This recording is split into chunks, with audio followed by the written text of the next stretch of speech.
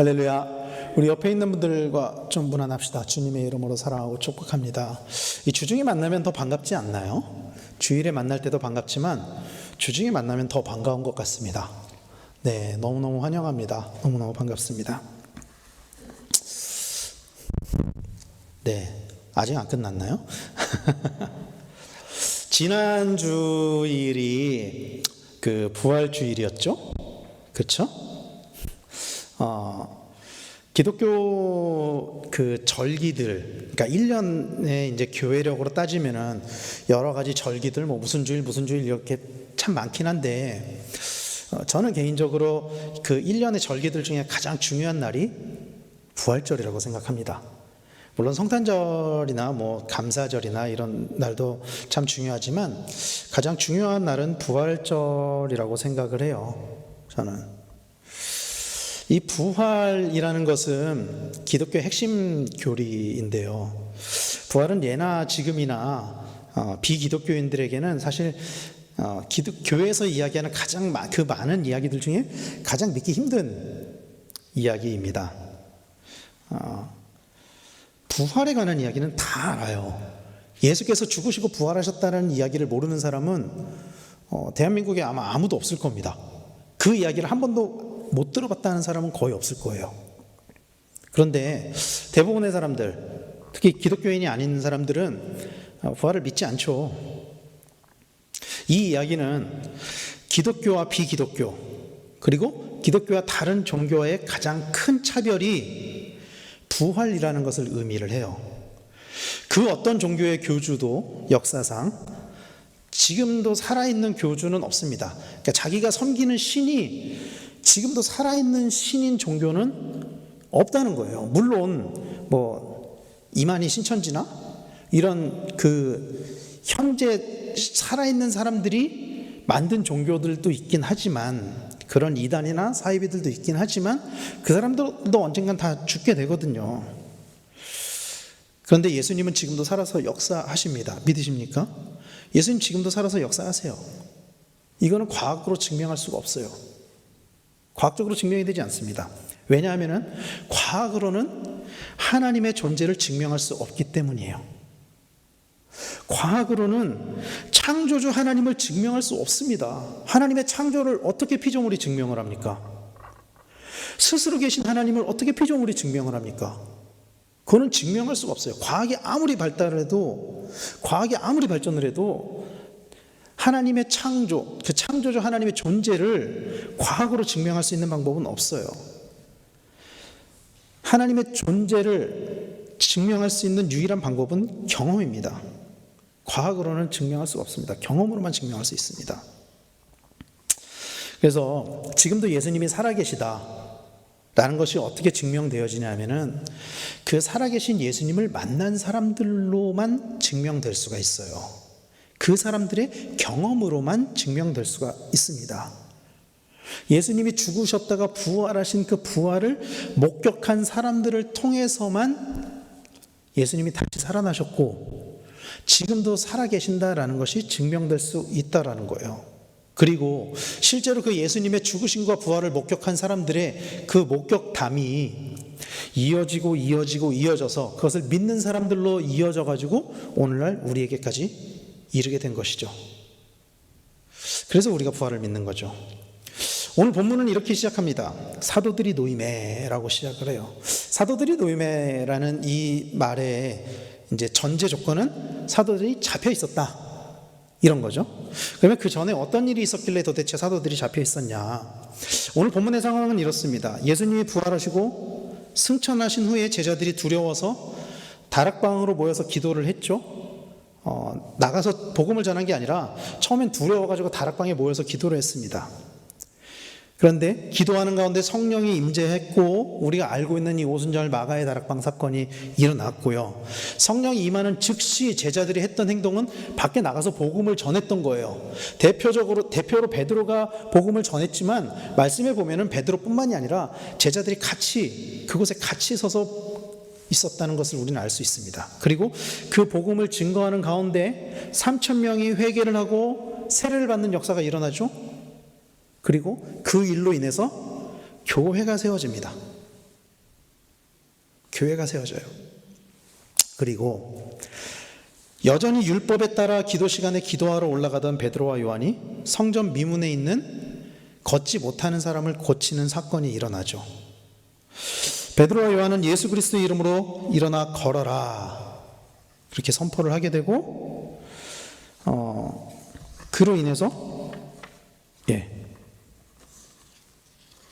설교문이 좀 잘못됐네요. 선포로 병을 고치게 되고 그로 인해서 사람들이 5,000명이 예수님을 믿게 되는 그런 사건이 일어나게 됩니다. 그리고 이 사건 때문에 사람들이 두려워해요. 왜 두려워하냐면은 예수님을 죽인 사람들이 군중들이 예수를 따를까 두려워해가지고 베드로와 요한을 잡습니다. 그래서 베드로와 요한이 잡힌 거예요. 베드로와 요한을 가두고 그들은 이렇게 신문을 하는 거예요. 오늘 말씀 본문은 아니지만 사도행전 4장 7절에 보면은 사도들을 가운데 세우고 묻되 너희가 무슨 권세와 누구의 이름으로 이 일을 행하였느냐 이렇게 물어봐요. 너희가 무슨 권세와 누구의 이름으로 이 일을 행하였느냐 이렇게 물어봅니다. 그때 베드로가 성령이 충만해서 이렇게 대답을 해요. 10절 말씀에 너희와 모든 이스라엘 백성들은 알라 너희가 십자가에 못 박고 하나님이 죽은 자 가운데서 살리신 나사렛 예수의 이름으로 이 사람이 건강하게 되어 너희 앞에 섰느니라. 분명하게 나사렛 예수의 이름으로 라고 선포를 합니다. 그 베드로와 요한을 잡은 사람들은 대제사장과 관원들, 장로들이었어요. 서기관들이었어요. 그리고 이 사람들은 예수님을 잡아서 빌라도에게 넘긴 사람들이었어요. 예수님을 죽인 사람들이었어요. 근데 그 앞에서 베드로는 나사렛 예수의 이름으로 라고 담대하게 선포했습니다. 원래 베드로는 겁이 많은 사람이었죠. 겁이 많아가지고 예수님을 부인도 했었죠. 그런데 그가 성령을 받았을 때 담대한 믿음이 생겼습니다.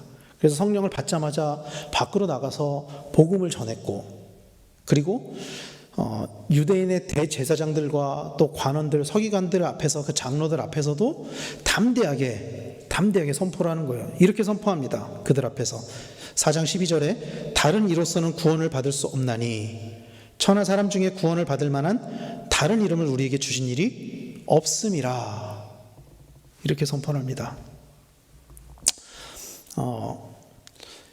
이스라엘 사람들은 율법을 믿잖아요. 그렇죠? 이스라엘 사람들은 의인이 되기 위한 방법으로 그들이 믿고 있었던 것은 뭐냐면은 율법을 지키는 것이에요.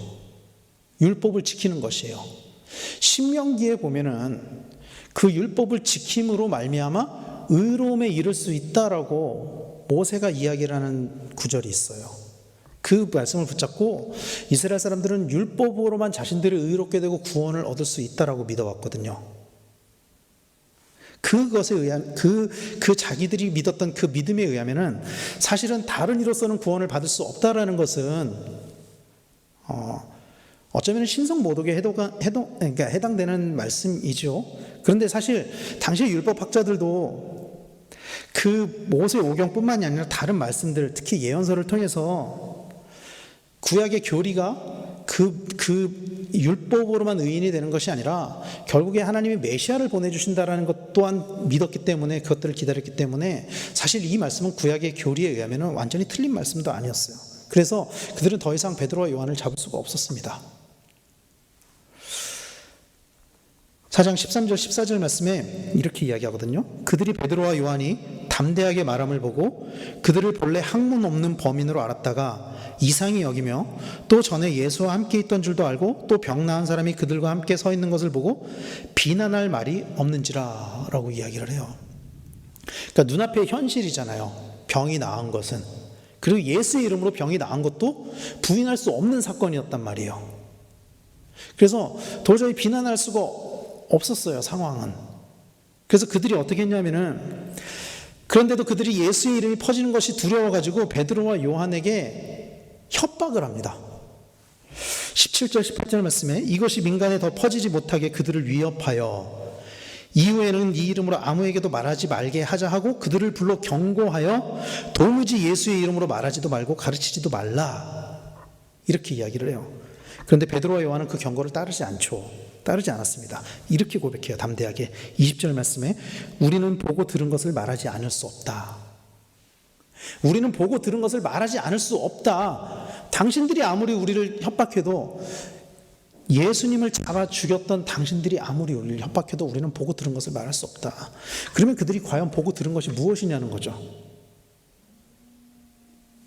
목숨을 걸면서도 목숨을 잃을 수도 있는 그 상황에서 도저히 우리는 이것을 말을 안 할 수가 없다라고 이야기했던 그들이 보고 들었던 그 목격한 그 사건, 그것이 바로 부활입니다.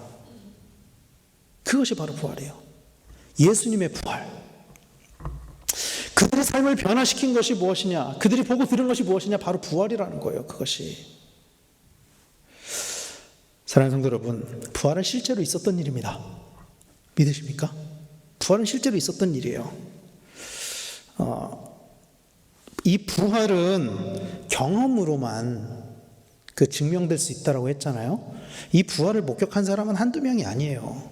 고대 로마의 법칙에 의하면은 그 증인은 어떻게 증인으로 인정되냐면은 복수의 사람이 같은 증언을 해야만 증인으로 인정을 받습니다. 그러니까 한 사람이 예수님의 부활을 딱 보고 내가 예수님의 부활을 보았어, 그거는 증거로서의 효력이 없다라는 거예요. 증인으로 인정받지 못했다라는 거예요. 그런데 예수님의 부활을 목격한 사람은 한 사람이 아니었어요. 여인들이, 처음에 여자들이 예수님의 부활을 목격했고요, 제자들이 예수님의 부활을 목격했고요, 여러 사람들이 예수님의 부활을 목격했어요. 그리고 고린도전서에 보면은 예수님의 부활과 승천을 목격한 사람만 500명이라고 이야기를 해요. 고린도전서 15장 4절 5절 6절에 이렇게 이야기를 해요. 장사 지낸 바 되셨다가 성경대로 사흘 만에 다시 살아나사 게바에게 보이시고 후에 12제자에게와 그 후에 500여 형제에게 일시에 보이셨나니 그 중에 지금까지 대다수는 살아있고 어떤 사람은 잠들었으며. 처음에 게바에게, 베드로에게 보이셨고 또 12제자에게도 보이셨고 그리고 500여 형제에게 일시에 보이셨다라고 이야기를 해요. 일시에 보이셨다라는 것은 500명을 한 명 만난 게 아니고 500명이 다 같이 있는 자리에서 예수님이 계셨다는 거예요. 그것을 500명이 같이 봤다는 거예요. 한꺼번에. 이 말씀은 이 500여 명의 사람들이 같이 환상을 본 걸까요? 그것이 만약에 환상이거나 조작이라고 가정을 해본다면은 안 믿는 사람들은 그렇게 이야기를 하게 돼요. 유령을 본 것이다, 환상을 본 것이다. 그들이 확증 편향에 사로잡혀가지고 그 확증 편향에 따른 환상을 본 것이다. 그런데 여러분, 그것이 만약에 환상이거나 조작이라면은 여러분, 그 수많은 사람들이 그것을 위해서 목숨을 걸 수 있을까요?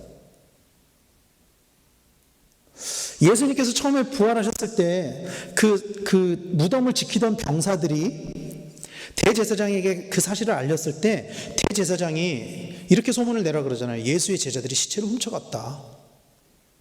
그 대제사장의 말대로 예수의 시체를 제자들이 훔쳐갔다면은 그 제자들이 그 예수의 부활을 증거하면서 목숨을 걸 수 있겠냐는 거예요. 있었겠느냐는 거예요. 자기의 목숨을 걸면서까지 그 부활을 증거할 수 있었겠느냐는 거예요. 여러분, 부활은 실제적인 사건입니다. 부활은 정말로 있었던 일이에요. 부활은 정말 있었던 일이에요. 베드로는 겁쟁이였어요. 요한은 마음이 약한 사람이었습니다. 그들은 부활을 목격했기 때문에 예수님을 죽였던 사람들, 대제사장과 서기관과 장로들, 그 관원들 앞에서 담대하게 증거할 수 있었어요. 만약에 그들이 예수님의 부활을 목격하지 않았다면, 만약에 예수님의 부활이 없었다면 그들은 원래의 삶으로 돌아갔을 거예요. 고기를 잡으러 돌아갔을 거예요. 실제로 돌아갔었죠, 그들은. 그런데 그들의 부활을 목격함으로 그들의 삶이 변했습니다. 부활을 100% 목격하고 믿음으로 그들의 삶이 완전히 변했다는 거예요. 완전히 바뀌었다는 거예요. 삶이 완전히 뒤집어졌어요, 그들의 삶이. 사랑하는 성도 여러분, 정말 부활을 믿으십니까? 정말 부활을 믿으십니까? 그 부활을 소망하십니까? 교회를 오래 다녀도 이 부활을 100% 믿지 못하는 성도님들도 계세요. 실제로. 그리고 우리도 어떨 때는 의심이 될 때도 있죠. 그런데 바울은 그 부활이 분명히 있었던 일이고 그리고 그 부활이 없다면 우리의 믿음은 헛것이라고 이야기를 해요. 부활이 그만큼 중요하다고 이야기를 해요. 고린도전서 15장 14절에 그리스도께서 만일 다시 살아나지 못하셨으면 우리가 전파하는 것도 헛것이요 또 너희 믿음도 헛것이며 라고 이야기를 합니다. 부활이 없었다면 여러분 이 자리에 우리가 이렇게 모여있을 이유가 없습니다. 우리의 믿음은 헛것입니다. 우리의 믿음이 헛된 믿음이 되지 않도록 부활을 정말로 믿는 우리 성도님들이 다 되시기를 간절히 소망합니다. 그리고 그 믿음만큼 변화된 삶을 살아가는 우리 모두가 되기를 간절히 소망합니다. 베드로와 요한은 완전히 뒤집힌 삶을 살았죠. 부활을 목격함으로. 예수님의 제자들이 다 뒤집힌 삶을 살았어요. 예수님의 제자들이 처음에 예수님께서 죽으셨을 때 뿔뿔이 흩어졌지만 예수님 부활을 목격한 이후에 그들 대부분이 복음을 전하다가 죽임을 당했어요. 죽기까지 말씀을 증거했어요. 예수님의 부활을 증거했어요. 그 죽음을 이길 수 있었던 그 힘은 부활에 있었습니다. 부활을 믿는 그 믿음이 있었어요. 베드로와 요한의 담대한 고백이 있은 후에 관리들은 한 번 더 그들을 협박하고 풀어주게 돼요. 21절 말씀에 관리들이 백성들 때문에 그들을 어떻게 처벌할지 방법을 찾지 못하고 다시 위협하여 놓아주었으니 이는 모든 사람이 그 된 일을 보고 하나님께 영광을 돌림이라 라고 이야기를 하는데, 이 말씀을 현대어 성경에서는 이렇게 번역을 해요. 의회원들은 더욱 심하게 두 사도를 위협하였다. 그러나 그들을 처벌했다가는 폭동이 일어날지도 모른다는 두려운 생각이 들어 하는 수 없이 풀어주었다. 관리들이 그들을 풀어준 이유는 그 백성들을 두려워했기 때문이었습니다. 폭동이 일어날까봐. 폭동이 일어난다는 것은 그들이 가지고 있는 그 기득권을 잃어버릴 수도 있다라는 이야기죠. 그들은 자신들의 기득권을 잃게 되는 것을 두려워했었던 것 같아요. 그래서 어쩔 수 없이 베드로와 요한을 풀어줘요. 어쩔 수 없이. 정말 풀어주기 싫지만 혹시나 폭동이 일어나면 우리가 잘못될 수도 있겠다. 그래서 풀어줍니다. 그런데 그냥 풀어주지 않아요. 더욱 심하게 위협하면서 풀어주었다라고 이야기를 해요. 그리고 오늘 우리가 읽은 본문 말씀이 시작되는 거예요. 오늘 본문은 이렇게 시작해요. 사도들이 노임에 그 동료에게 가서 제사장들과 장로들의 말을 다 알리니 라고 이야기를 해요. 베드로 요한이 풀려나자마자 가가지고 제사장들과 장로들이 했던 말을 알렸어요. 그 알렸던 말이 뭐였죠? 부활을 전하면 안 된다는 협박이었어요. 전하지 마. 예수 이름을 전하지 마. 예수가 부활했다고 전하지 마. 협박이었어요. 도무지 그들이 뭐라고 경고를 하냐면은 4장 18절에 이렇게 이야기해요. 그들을 불러 경고하여 도무지 예수의 이름으로 말하지도 말고 가르치지도 말라. 도무지 예수의 이름으로 말하지도 말고 가르치지도 말라고 협박을 했다. 그 이야기를 사도들한테 가서 전한 거예요. 그리고 이 경고는 니네가 이 경고를 어겨?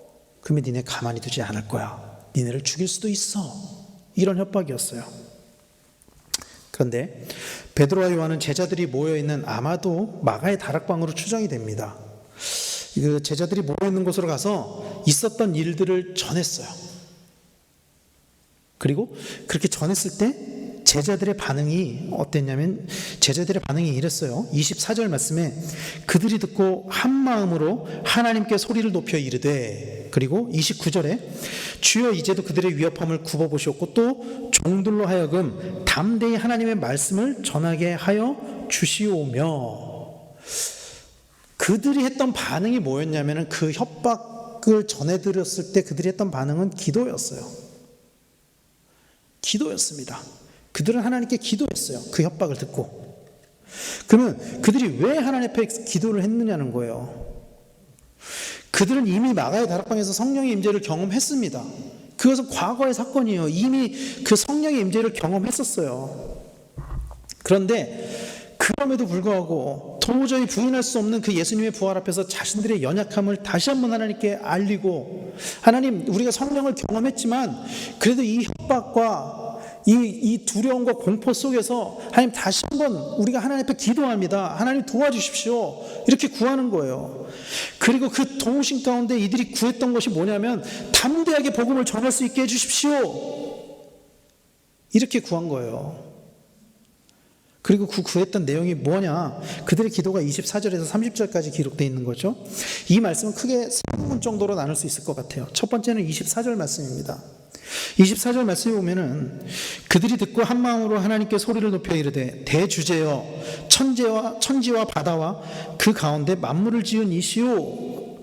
여기서 제자들은 하나님이 모든 것의 창조주이시며 주권자이심을 고백하고 있어요.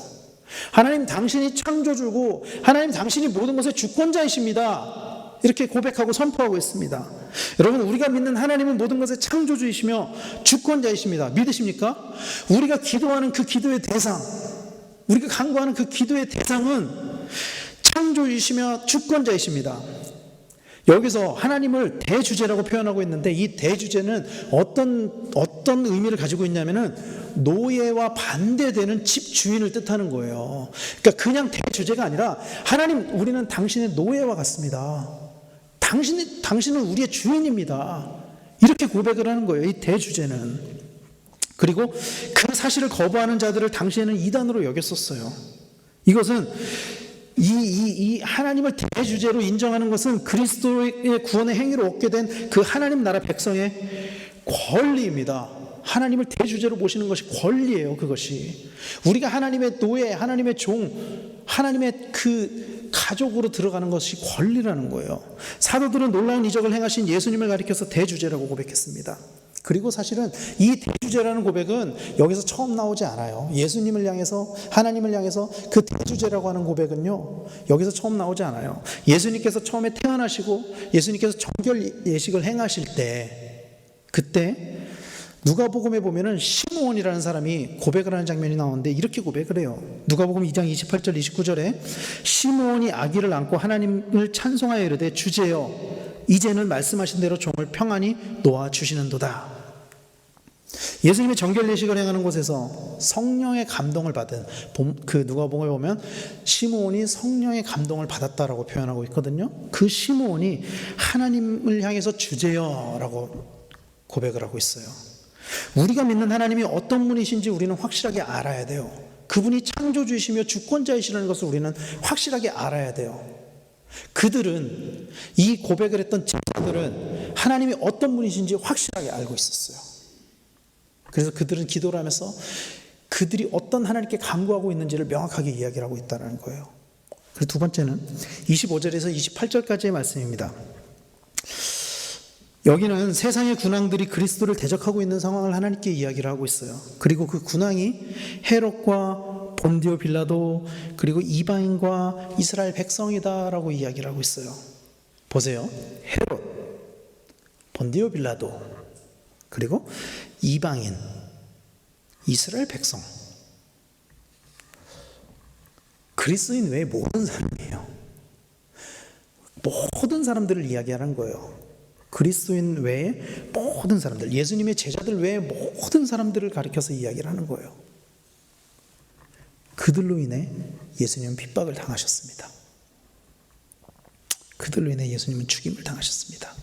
그런데요, 그들이 예수님을 대적하는 것에 관해서 그것이 하나님의 계획과 뜻이라고 제자들이 고백하고 있어요. 오늘 보면 28절에 하나님의 권능과 뜻대로 이루려고 예정하신 그것을 행하려고 이성에 모였나이다 라고 이야기를 하고 있거든요. 처음 예수님이 고난을 당하실 때 제자들은 하나님의 뜻을 알지 못하고 뿔뿔이 흩어졌어요. 도망갔어요, 다.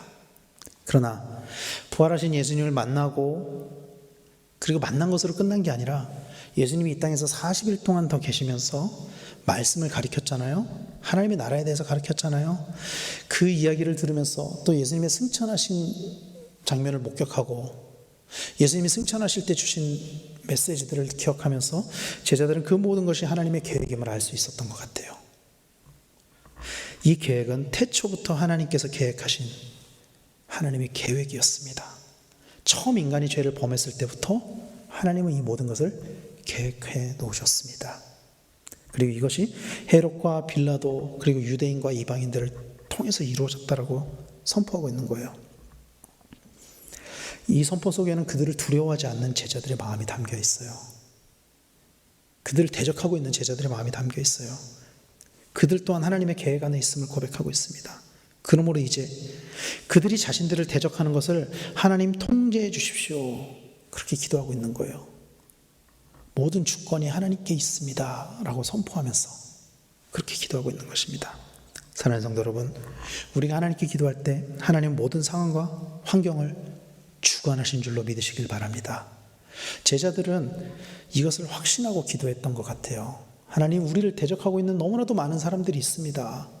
그러나 하나님, 그들조차도 하나님의 주권 아래 있음을 선포합니다. 이렇게 기도하고 있는 것입니다. 그래서 세 번째는 29절에서 30절까지의 말씀인데요, 여기서 제자들은 구체적으로 자신들이 원하는 것을 기도하고 있습니다. 그들이 원했던 것은 오직 복음 전파였어요. 29절 30절 말씀은 이렇게 이야기를 하죠. 주여, 이제도 그들의 위협함을 굽어보시옵고 또 종들로 하여금 담대히 하나님의 말씀을 전하게 하여 주시오며 손을 내밀어 병을 낫게 하시옵고 표적과 기사가 거룩한 종 예수 이름으로 이루어지게 하옵소서 하더라. 이렇게 이야기를 해요. 그들은 그 위협 속에서도 담대하게 복음을 전파하기를 원했어요. 그들이 전파하기를 원했던 그 복음은 예수님의 부활이었어요. 예수님이 부활하셨던 그 사실을 담대하게 전하기를 원했어요. 그러면서 병을 낫게 해주십시오, 표적과 기사가 일어나게 해주십시오 간구를 하는 거예요. 그들이 표적과 기사를 간구했던 것은 그것을 통해서 자기들의 이름이 높아지기를 원한 것도 아니었고요, 그것을 통해서 자기들이 돈을 많이 벌기 위한 것도 아니었어요. 오직 예수의 이름이 전파되는 것을 원한 것, 그 전파되기 위한 것이었어요. 그들이 그 표적과 기사를 원한 것은 자신들의 영광이 아닌 예수님의 영광을 위한 것이었습니다. 이 기도 응답되었을까요, 여러분? 응답되었습니다. 응답되었어요. 제자들이 가는 곳마다 기사와 이적이 나타났죠. 실제로 담대하게 복음을 증거하게 되었죠. 왜 이 기도가 응답되었을까요? 하나님이 기뻐하시는 기도였기 때문이에요. 이것이 하나님이 기뻐하시는 기도였기 때문에 자신들이 원한 대로 병도 고쳤고요, 표적과 기사도 행했어요, 복음을 전하면서. 그런데 여러분, 물론 그 과정 가운데 그들에게는 핍박도 있었고 결국에는 순교도 당했어요. 그들이 표적과 기사, 이적을 행했지만 그래도 핍박도 받고 순교도 당했어요. 그런데 그들은 자신들이 간구했던 대로 담대하게 하나님의 말씀을 전할 수 있었다라는 거예요. 그들이 기도했던 대로. 그 기도의 결과가 31절에 이렇게 기록을 해요. 빌기를 다음에 모인 곳이 진동하더니 무리가 다 성령이 충만하여 담대히 하나님의 말씀을 전하니라. 이렇게 이야기를 합니다. 이 기도를 다 했을 때 성령의 충만함이 다시 한번 임하게 되는 거예요. 오순절 마가의 다락방을 경험한 그들에게 또 한번 성령의 충만함이 임했습니다. 그들이 성령 충만을 경험했었던 이유는 하나님이 기뻐하시는 기도를 했기 때문이에요. 처음 성령이 임재했을 때도 그들은 한 마음으로 기도했어요. 사도행전 1장 14절 말씀에 여자들과 예수의 어머니 마리아와 예수의 아우들과 더불어 마음을 같이하여 오로지 기도에 힘쓰니라. 같은 기도의 제목을 가지고 기도를 했어요. 그들이 기도했던 기도의 제목, 그들이 붙잡았던 것은 예수님께서 승천하시면서 주신 말씀이에요. 너에게 성령이 임하게 해주겠다. 너에게 성령이 임하게 해주겠다. 그 말씀을 붙잡고 기도했던 거예요. 주님이 원하셨던 대로. 그리고 그것이 사도행전 4장에서 다시 한번 이루어진 거예요. 성령 충만이, 성령의 임재가. 오늘 우리가 읽은 본문 다음에 어떤 말씀이 나오는지 혹시 아세요? 읽지는 않았지만 오늘 우리가 읽은 본문 다음에는 초대교회에 관한 이야기가 나와요. 초대교회에 관한 이야기가. 성경에 보면은 이 초대교회에 관한 말씀이 2번 나옵니다. 2번 굉장히 비슷하게 묘사가 돼서 나와요. 2번이. 근데 이게 어디에 있냐면 사도행전 2장 끝에 한 번 있고요, 사도행전 4장 끝에 한 번 있습니다. 이 두 사건이 가지고 있는 공통점은 뭐냐면은 성령 충만의 사건 다음에 기록되었다는 거예요. 이게 사도행전 2장은 오순절 마가의 다락방 사건과 그 마가의 다락방 사건에서 베드로가 복음을 전했던 그 3,000명이 회개하고 세례를 받았던 그 사건 바로 이어서 초대교회에 관한 말씀이 나와요. 그리고 사도행전 4장에서도 이 제자들이 기도를 하면서 성령이 임재했던 그 사건에 이어서 교회에 관한 말씀이 나와요. 교회 존재 이유에 관해서 성령 충만을 이야기를 하고 있다라는 것입니다. 여러분, 예수님께서는 겟세마네에서 자신의 영화를 구하는 기도를 하지 않았어요. 예수님께서도 겟세마네에서 고난을 피하고 싶으셨지만 결국 아버지의 뜻대로 되기를 원하나이다 기도하셨죠. 예수님의 부활을 목격한 제자들은 자신들의 안위가 아닌 복음 전파를 위해서 기도했습니다. 여러분, 하나님이 기뻐하시는 기도는 이런 거예요. 이런 게 하나님이 기뻐하시는 기도입니다. 그리고 이게 응답받는 기도예요. 두려운 가운데서도 담대하게 하나님의 말씀을 전하게 해달라고 했던 그 기도에 하나님께서 응답하셨습니다. 그리고 그들이 담대하게 복음을 전파할 수 있게 해주셨죠. 사랑하는 성도 여러분, 오늘 우리는 나의 필요와 영화를 위한 기도 중요하지만 그것보다 주님의 영광을 위한 기도를 먼저 해야 될 줄로 믿습니다. 주님의 이름을 높이는 기도를 먼저 해야 돼요. 우리의 삶을 통해서 내가 드러나기보다 예수님이 드러나기 위한 기도를 해야만 합니다. 그리고 그렇게 살아야 됩니다. 여러분, 우리를 위해 죽기까지 순종하셨던, 죽기까지 복종하셨던 예수님을 다시 기억해야만 합니다. 그럴 때 우리의 기도가 응답될 줄로 믿습니다. 제자들은 하나님이 응답하시는 기도, 하나님이 기뻐하시는 기도를 했습니다. 우리 또한 하나님이 기뻐하시는 기도를 할 때 하나님께서 우리에게 동일하게 성령을 부어주실 것이며 또 우리의 기도를 응답해 주실 줄로 믿습니다.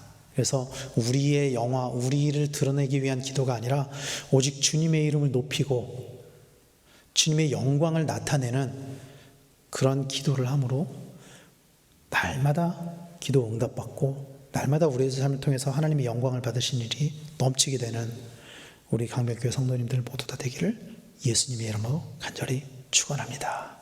기도하겠습니다.